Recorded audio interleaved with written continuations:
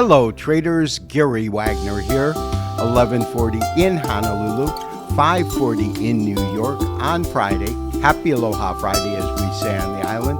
It is the 27th day of October, 2023, and this is the Weekend Review.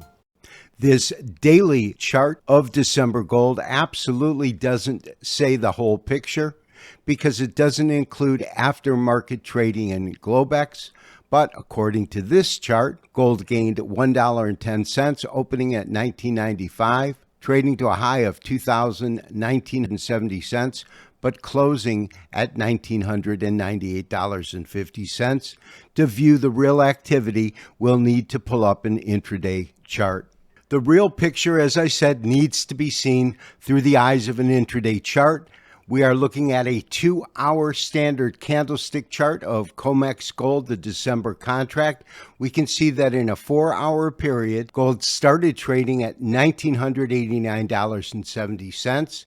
And at the end of that 4-hour period had made the high of the day at approximately 2019. It did sell off ever so slightly, currently settling right around $2,016. At the end of the show, I'll talk about our strategy for next week.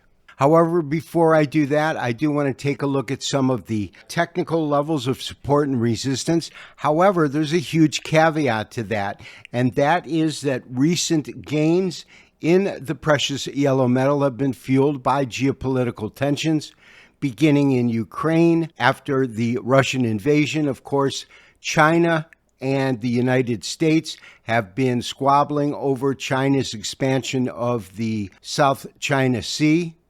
And the most recent geopolitical tension to arise, of course, began 3 weeks ago in Israel. I'm looking at this top that came in roughly third week of July, and it came in at around 2026. That was where I would peg the first level of resistance should gold continue to move higher, which I believe could easily happen next week. The level above that is based on these tops here. They come in at around 2038 to 2040. You're looking at a marketplace that is fueled on geopolitical uncertainties and unrest.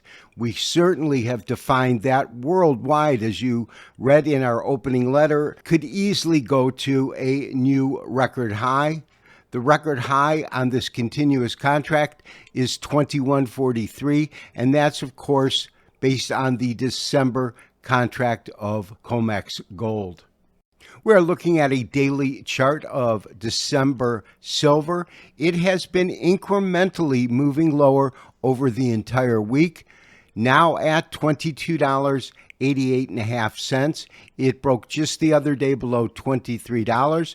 The candle size has been extremely small, but except for today, we have seen a series of lower lows throughout the entire week. This is in standard candlestick format. If we convert that to a Heikin-Ashi, it's still solid red. Heikin-Ashi, as you recall, takes the noise out of the market by fixing the open from the midpoint of the prior day on a daily chart. Looking at a bar chart of silver, it shows pretty much the same thing, although it shows it more in a congestion pattern than a hard downward spiral. I think silver will remain under pressure as long as we see U.S. equities move lower. The industrial component of silver is greatly influenced by how U.S. equities and the global equities markets are performing. This has been Gary Wagner wishing you, as always, good trading, and this weekend, more than most weekends, wishing for peace amongst citizens worldwide.